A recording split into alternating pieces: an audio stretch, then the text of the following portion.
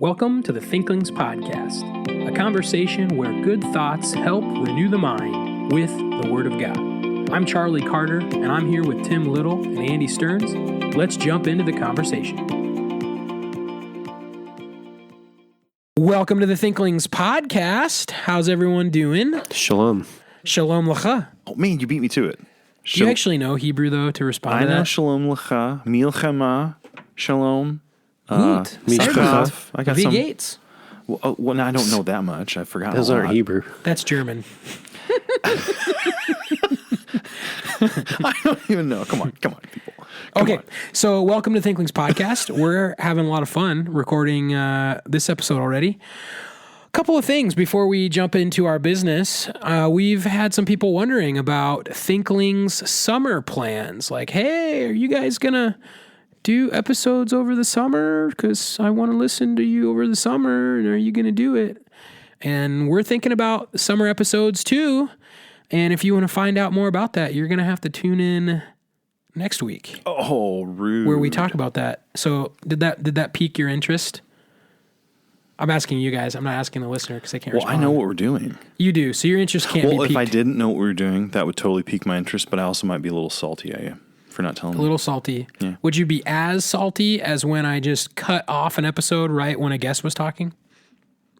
Because there were a lot of people that were really salty about that. They were. I think that's the most hate you've gotten. We are the salt of the earth. And if salt loses its flavor, do you listen to that podcast? No, you don't. Horrendous. Charlie, that's like a non-exegesis point for you right there. That's like an anti-introduction to Bible study point. Oh, my word. That's really bad exegesis. Anyway, I think it's time for some books and business. It is time for some books and business. So let's talk about some books. Whoa. We got to give the segue point to Tim on that one. He did segue pretty nicely. That was a rushed, harsh segue. But if Tim was going to make a segue. I didn't get to say the thing that I normally say. And Tim's ready. I'll live. Okay, so Tim, why don't you go first? All right, so I started Robinson Crusoe last week. I finished it, and it was really interesting. I actually really liked it. It is not as engaging. It's not going to be as big of a page turner as a lot of modern novels. The English is a little bit older, so especially I was thinking it'd be great for my kids to read, but I think it might be a little bit hard for them to read. But still, I would strongly recommend it, even for some summer reading plans or something for children. What I liked the most about it was the summer reading for your children. What I liked the most about it was the actual Orthodox theology in the book, which was astounding. I read A Christmas Carol by, oh goodness, I got Dickens. Thank you, Dickens. Right. I had Dawkins in my head, and I knew that was wrong. Not Dawkins. That would be a different Christmas Carol. Yeah. So I've already said this on the Thinklings podcast, but empirically, the best Christmas Carol movie is A Muppet Christmas Carol. Well, I didn't like it. It's very much like a social gospel kind of a story. There's no real repentance or gospel presentation. Are you talking about Muppet Christmas Carol? Yes. So in Crusoe, with Robinson Crusoe, however, there's like a real gospel message. Like he is living in rebellion, literal rebellion against his father, and then he's stranded upon this island, and the providence of God is a major theme, where the providence of God allowed him to have this Bible, and the providence of God was what brought him there with the things that he had, and for his deliverance. And he, in a time where he was very, very sick, he played basically the Bible roulette and found some verse that talked about being delivered. And when he was thinking through deliverance, he was thinking about physical deliverance. And he, in his really atheistic mindset, was like, I'm never going to be delivered from this island. It's impossible. But through some sickness and some circumstances, he basically got saved. Now I'm just going to read a portion of this. Now I began to construe the words mentioned above, call on me and I will deliver thee, in a different sense from what I had ever done before. For then I had no notion of anything being called deliverance, but my being delivered from the captivity I was in. For though I was indeed at large in the place, yet the island was certainly a prison to me, and that in the worst sense in the world. But now I learned to take it in another sense. Now I looked back upon my past life with such horror, and my sins appeared so dreadful that my soul sought nothing of God, but deliverance from the load of guilt that bore down all my comfort. As for my solitary life, it was nothing. I did not so much as pray to be delivered from it, or think of it. It was all of no consideration in comparison to this. Okay, now listen to this part. And I add this part here to hint to whoever shall read it. Okay, so like this is his journal, and he's writing, hey, if you're reading my journal and you found it or whatever, pay attention to this point, that whenever they come to a true sense of things, they will find deliverance from a sin much greater blessing than deliverance from affliction. You truly want to have deliverance, okay? True deliverance is deliverance from sin and the sin of the heart, not this physical deliverance from this malady. And of course, his malady was an extremely terrible malady. He's stuck on this deserted island and he has to labor, and his future is extremely uncertain. Now, so I really like this book. I would recommend it. But interesting, we had a meeting today, and I was talking to our literature professor, Dr. Josh Boyd. Love that guy. And I told him how I really liked reading Robinson Crusoe. And he was like, oh, really? Which one? Or something like that. And I'm like, huh? And I'm like, there's multiple Robinson Crusoes? You know, his brother, his father, his cousin twice removed. And he's like, yeah, there's like this abridged version, and there's another abridged version. And so then I became wondering, well, what version did I read? Okay.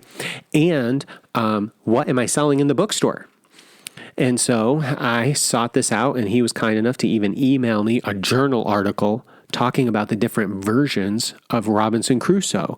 And in some of the versions, they've completely omitted his conversion, and they've basically neutered the book of anything theological or anything really that would emphasize spiritual growth. And I was just like blown away. The very best part of the book, they cut it out. And so I found the book that I had in my office, and it's not, or in my office, in the bookstore. I checked the copy that was there. And sure enough, it's abridged. Oh. And sure enough, okay. Now, I will say that they didn't cut everything out, because some of them cut like all of it out.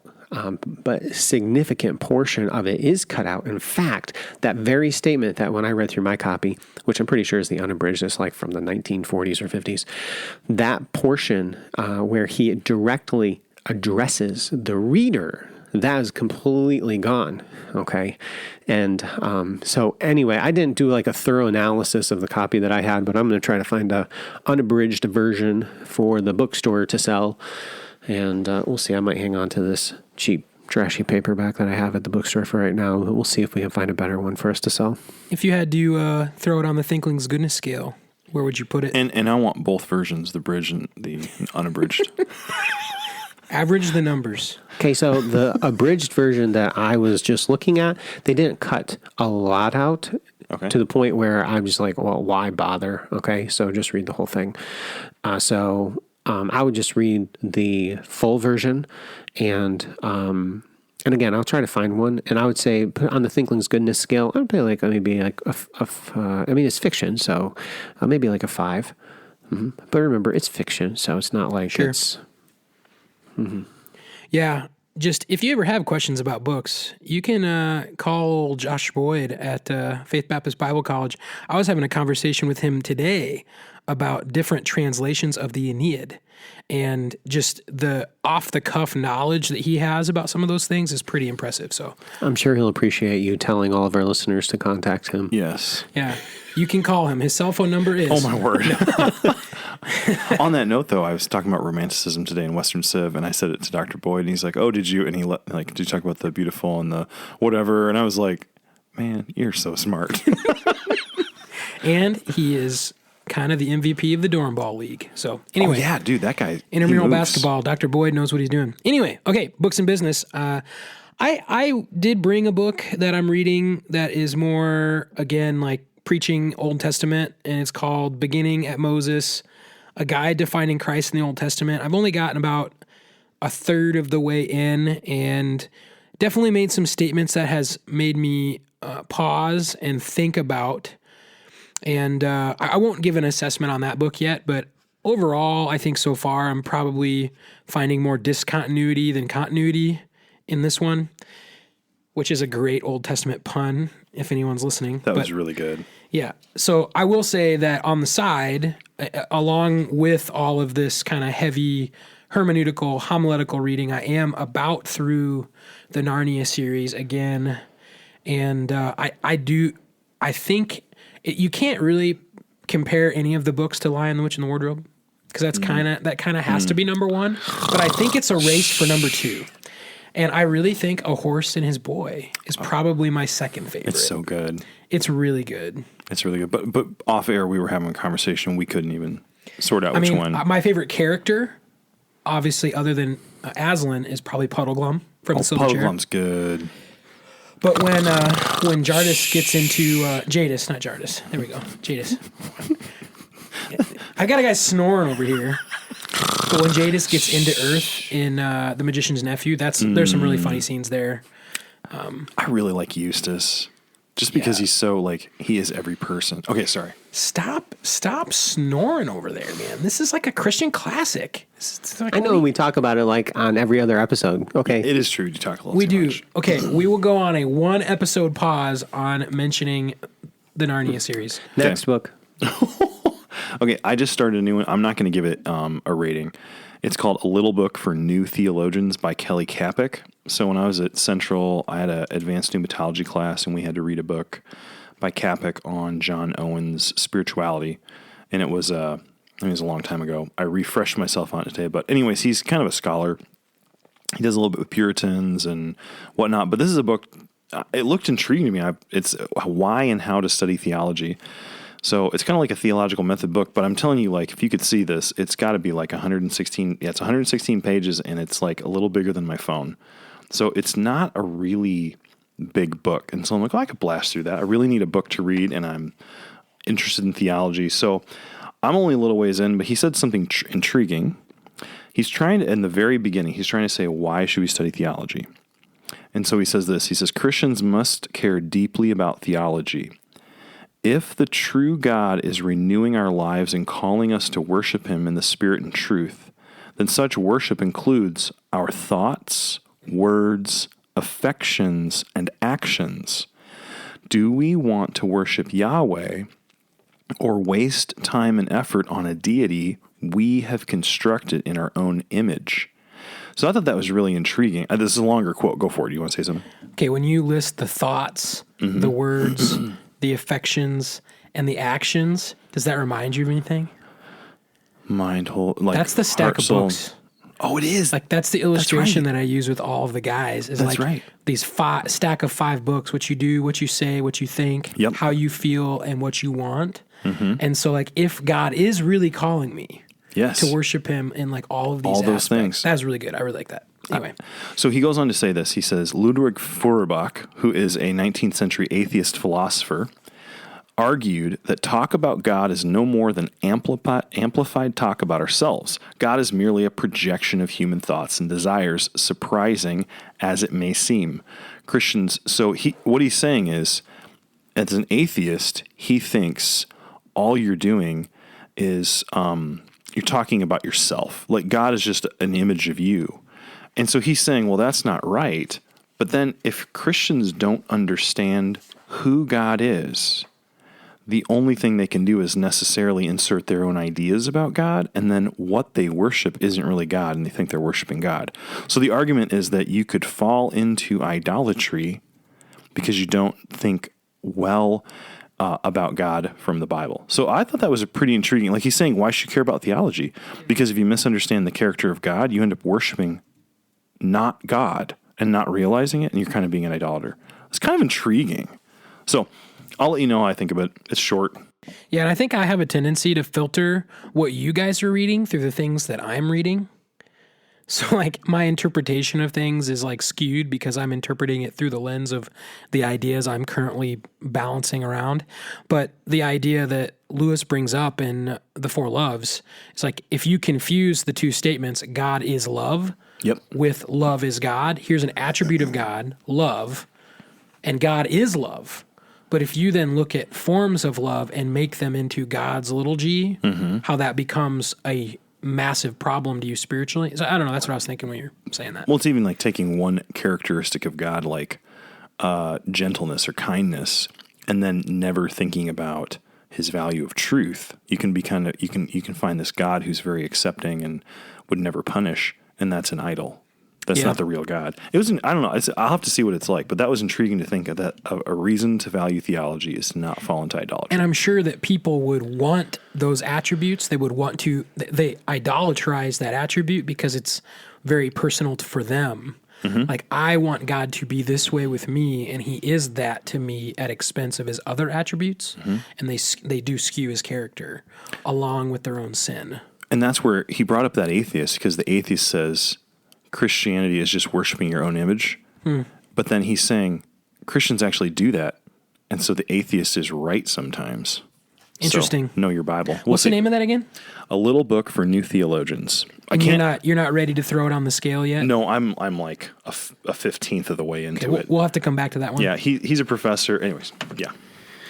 So I'm working on an article. Well, I've been doing some research, which will hopefully become an article. And the topic of the article, I want to kind of just bounce off of you guys.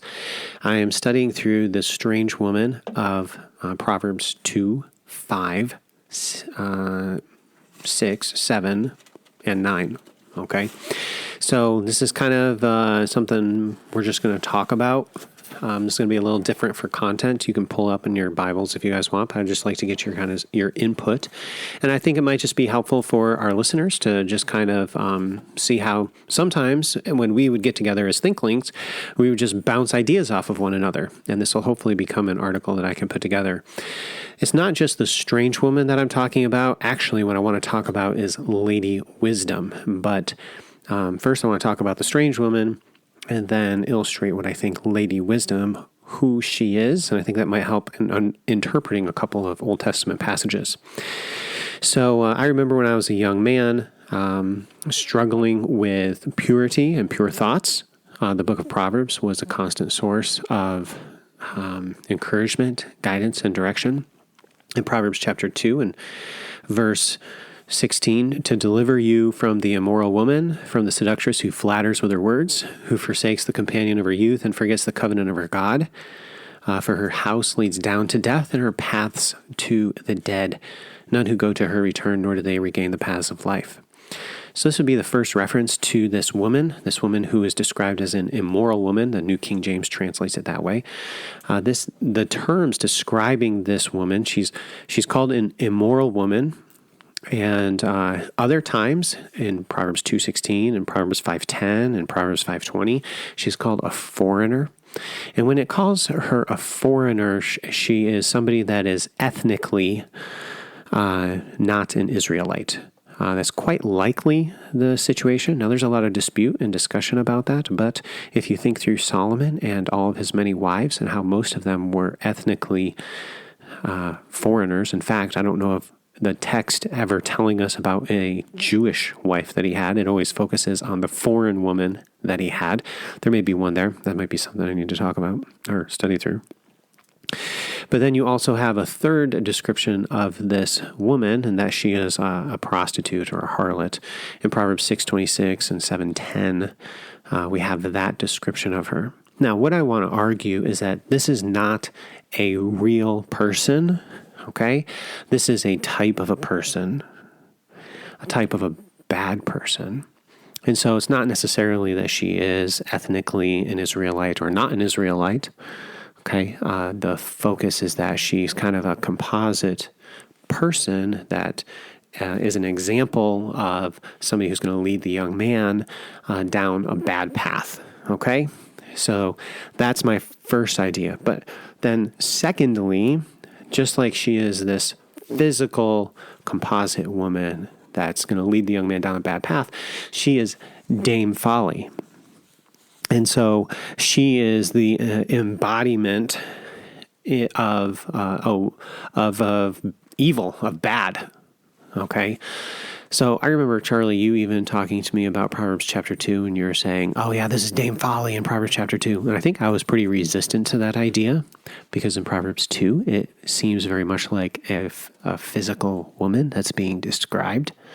But as I did a comparison between Proverbs 2, Proverbs 5, Proverbs 7, in Proverbs 9, and these two women, I'm much more open to the idea that what you have is Dame Folly.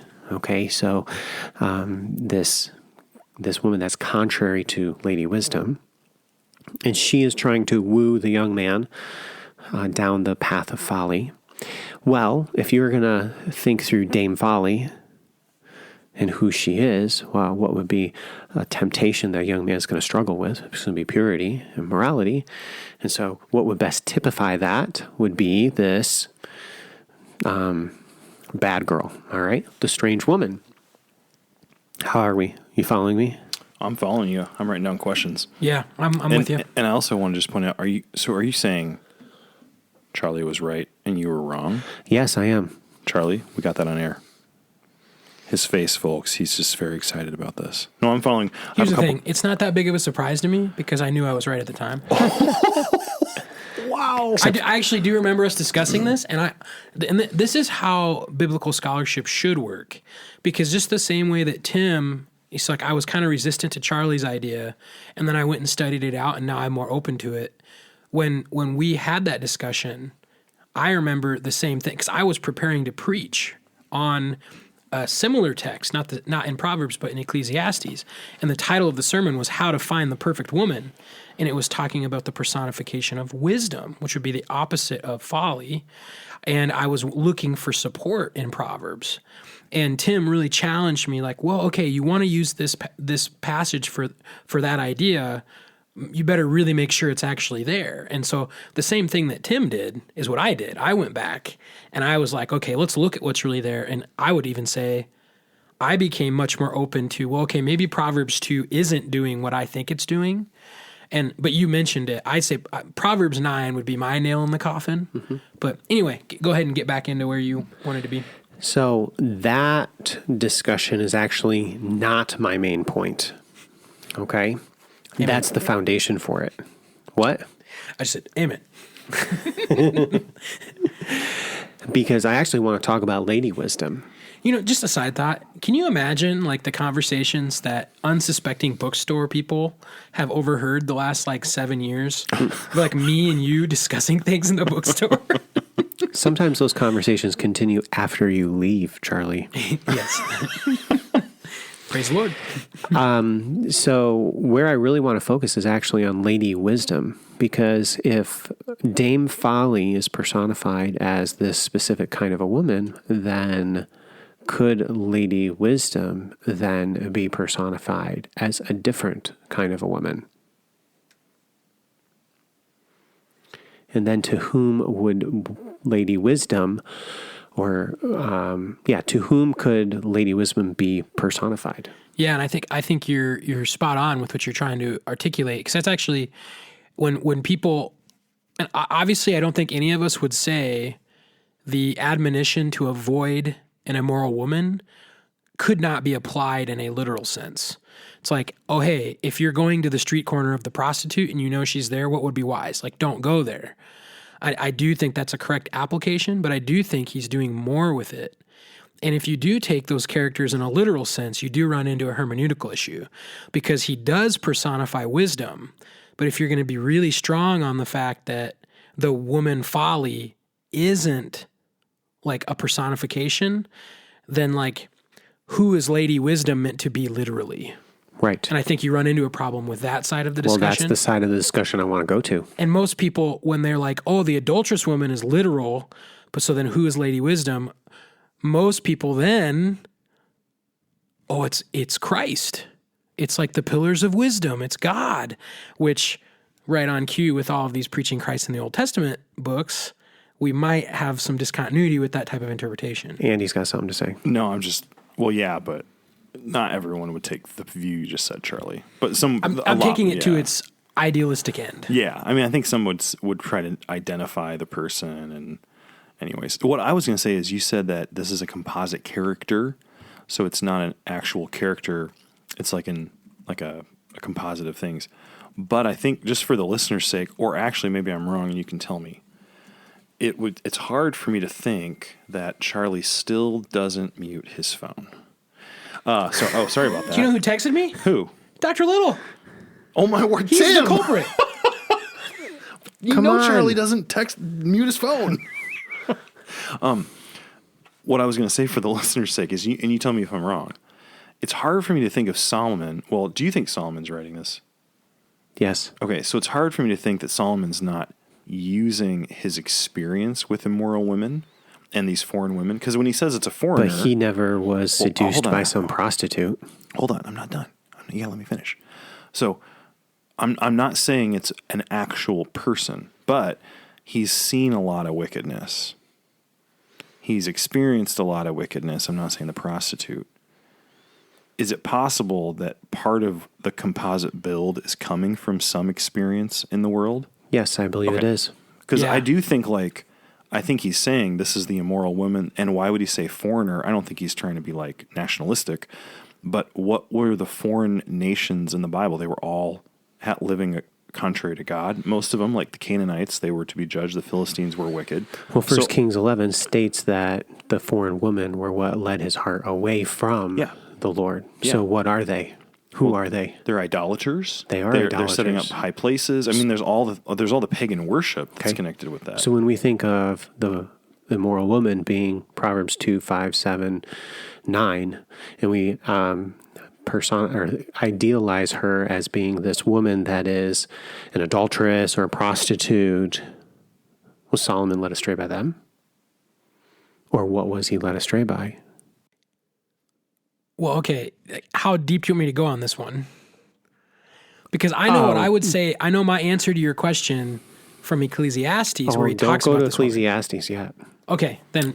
Hold on. Can I ask you a question? I think I'm missing something. Tim. Well, my point is that what's your point? We're not, when we view the immoral or the strange woman as simply this prostitute or adulteress, okay, she's a lot bigger than that. Yeah, okay. Right? She's this unbeliever who's the idolater.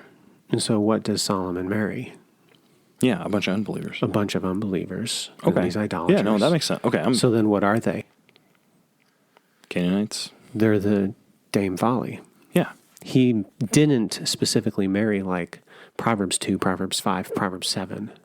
He married a whole bunch of them. But he married a bunch of Proverbs 9. Okay.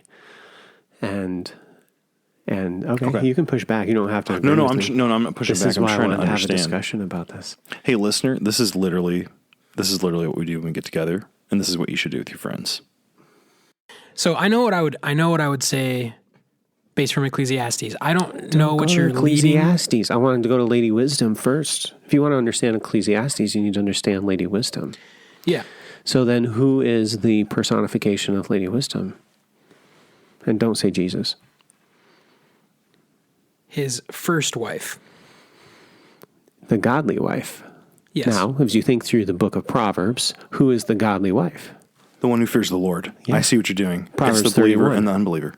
Yeah. It's the one who has the wisdom, the one who has folly. Correct. What do you have in Proverbs chapter 1? Okay, Lady Wisdom's crying out in the street corners, okay, which seems to be bigger than just one's wife, okay, but she's the ideal wife of Proverbs 31. Now, when you go to Proverbs chapter 7, now you can go to Proverbs chapter 7. Okay, and I think I've modified my view of Proverbs chapter 7 as a result of this study, and you can tell me I'm wrong, Charlie, or you can maybe just think about it and see. But I've taught it a couple of times, and so if I've changed my view, then, Are you talking about verse 4? No. So in Proverbs 7:25, I applied my heart to know, to search and seek out.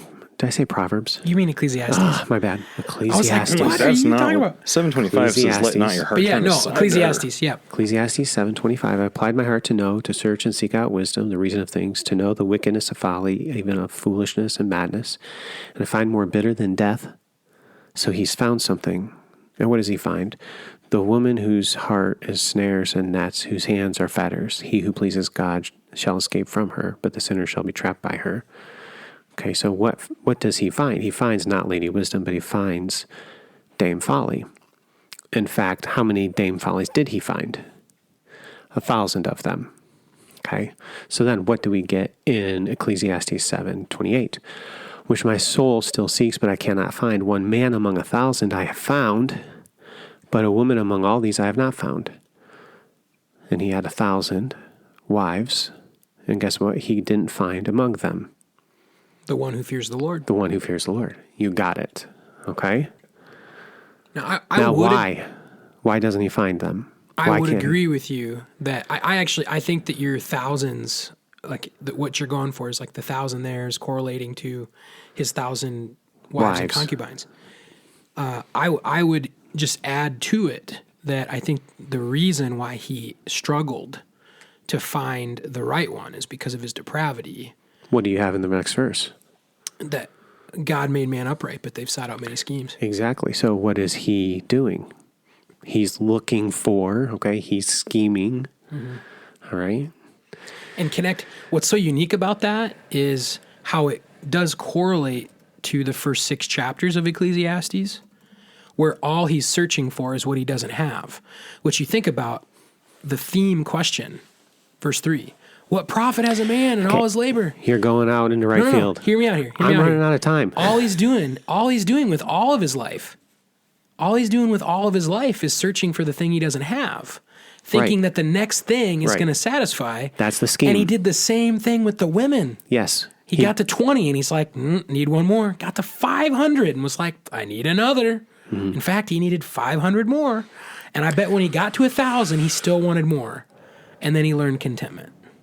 And the reason why he was driven that way was because Lady Folly was his own nature. That's where we are sinful, and he can't escape that. So in Song of Songs, chapter 8, and verse 11, Solomon had a vineyard at Baal Hamon. Okay, the vineyard is a metaphor for his harem. Baal Hamon means the master of many. He was the master of many. He had the best brides. He had the youngest, they got old, but he would just marry a young one again. And his vineyard was the best. It states in Song 8:11, he leased the vineyard to keepers. Everyone was to bring for its fruit 1,000 silvers. His vineyard, his harem, was very expensive. It was luxurious. If you look at Esther 2, Ahasuerus has these ladies go through like a 1 to 2 year beauty routine before they spend any time with him. Okay, Solomon would have done something similar. In fact, he estimated his woman a certain way, and that was based upon their physical appearance and their bodies, and so on and so forth. Okay, but in Song 8:12, and notice, by the way, in Song 8:11, the price of these ladies is 1,000 silvers. Okay, Song 8:12, this woman of the Song of Songs says, "My own vineyard, which is mine, is before me." She makes a distinction between Solomon's vineyard and her own vineyard, her body, which in Song 1, 5, and 6, the vineyard is her body. See, Solomon didn't get her. The very woman, Lady Wisdom, the wife, the virtuous wife, the godly woman, the Song of Songs female lover, that he was looking for, but he never found her. And why is that? Why is that, Charlie? You already said it. He was a sinner. He was discontent. Oh, okay. I went with the Sunday school answer on that one. But yeah, he was discontent. That's also, I'll take that. He was discontent for 1,000. Yes. So in Song 8:12, what does it say? You, O Solomon, may have 1,000, and those who tend its fruit 200. Okay, so here comes 1,000 again in Song 8:12. You, Solomon, 1,000. All right, and those who tend its fruit 200. What's up with the tending? What's up with the caring? Well, the tending of the vineyard was found in Song 2:15. And whose responsibility is it to tend the vineyard? The male lovers. That's Jesus. No. That's the husband. Yikes. Horrendous. Yikes. Oh. Horrendous. And this is how Lady Wisdom is found. Like Christ loves the church. Through tending the vineyard and not hiring out the tending of the vineyard to others, but by tending his own vineyard, by taking care of his own wife, what do you end up realizing? You realize the sin that's within your own heart. And by having to deal with the problems in the relationship, instead of Solomon like, oh, there's something wrong with her, why don't you go get me a different one? Okay?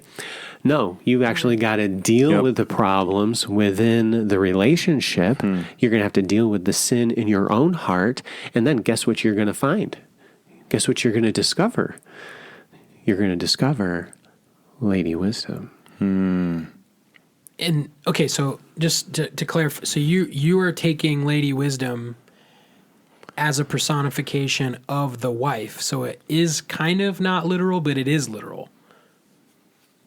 Well, there's no wife that's going to be perfect, okay? Yeah, so there is like the ideal, that's which the is Lady ideal. Wisdom, which Right. is meant to symbolize the woman that Solomon wanted but could never find because he wasn't content. Right. Okay, yeah. I agree with you. I think that's good. That's interesting. I have an older, wiser Christian I know, and he has said to me before that he was very glad. He's been married for years, and he said he's very glad he's been married to the same woman. He's never gotten divorced, because he's known friends who, in the midpoint of their life, they pulled a Solomon and they're like, yeah, I'm done with this. Get divorced, get married, and then they don't have the money to have 1,000, okay? But they realize, it's like they learn later, oh man, the same things are happening, and that's when it dawns on them that I've got problems I need to deal with. It's a very much like, and he's just saying, I'm really glad the Lord gave me grace and he worked through his problems, but he did recognize what you're saying, sin in his own heart. So if you compare the strange woman, the foreign woman of Proverbs 7, and the godly woman of Song of Songs chapter 3, you see several correspondences, and these have been noted by scholars. And I think this substantiates the point that Solomon is establishing. Sure, there's Lady Folly, there's this foreign woman, but guess what? There's this other woman, this Lady Wisdom. And who is she? Well, she's your wife. You're like, my wife ain't looking a whole lot like Lady Wisdom. Really? Well, what's the problem there? Well, I want to look in the mirror. The problem might be you.